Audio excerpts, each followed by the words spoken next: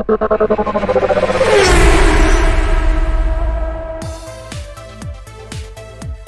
guys, hari ini kita nak review kedai Miss Claire, kedai kegemaran isteri saya.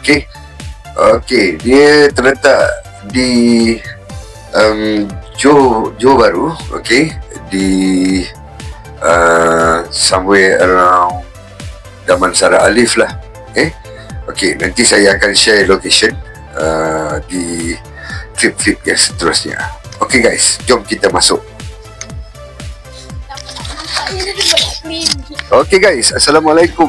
Okay, bersama-sama saya Cucu Raja Bugis, dan kini kita akan terjah Miss Claire. Apa yang berada di Miss Claire ni?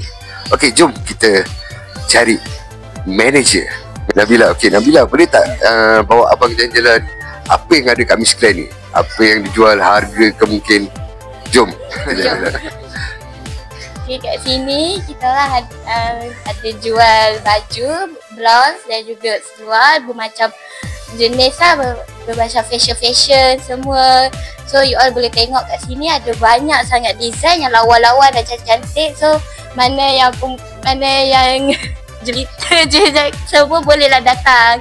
So memang kedai ni jual untuk orang yang berbadan saiz besar je? Ya, betul. Sini actually jual pada plus size, tapi sekarang kami dah start mulakan daripada saiz M, ML dan XL. Sebelum ni XL sampai ke 7XL, tapi sekarang M dan ke 7XL, tapi akan datang akan ada saiz S. Okay, mantap adik. So banyak pilihan adik. Ya, betul, kat sini semua ada. Jom dek kita jalan-jalan tengok apa pilihan-pilihan yang ada kat sini. Okay guys, kalau anda ingin datang ke kedai big size Miss Claire ni, terletak di mana dia? Boleh tak? Terletak di Damansara Alif, Johor Bahru. Okey, terletak di Damansara Alif, Johor Bahru. Yeah, okey guys, ramai-ramai kita kalau kerja kedai ni. Kalau nak baju kerja, kami pun ada jual baju kerja berbagai jenis kemeja lah. Ada blazer, ada swaslap. Siapa yang cari swaslap plus size kat luar susah nak cari, tapi kat sini ada, semua ada. Semua ada Yeah. Oh, mantap dek. So, ini semua bagian untuk perempuan saja dek Ya, betul. Untuk lelaki ada tak dek? Lupa nak tanya. Sekarang kita orang baru nak buat macam pre-launch punya lah, nak try saja. Kat sini kita orang ada baju lelaki. Ini sahaja.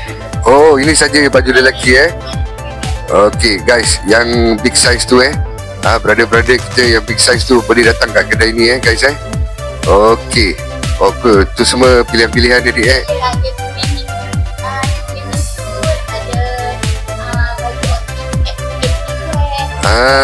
Okay.